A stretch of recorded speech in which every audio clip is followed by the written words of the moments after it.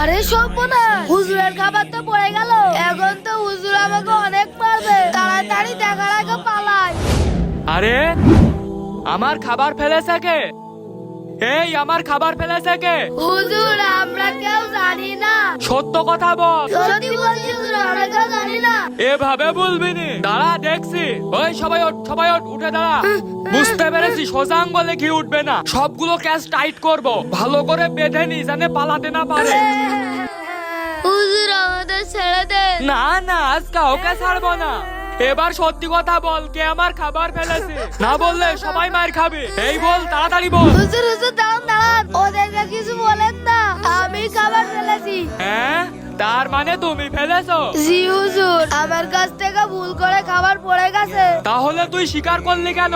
আর আমি চাই না আমার একার জন্য আমার দুই বন্ধু মার খাক। ঠিক আছে, আমি তোমাদের তিনজনাকেই ছেড়ে দিলাম, কি?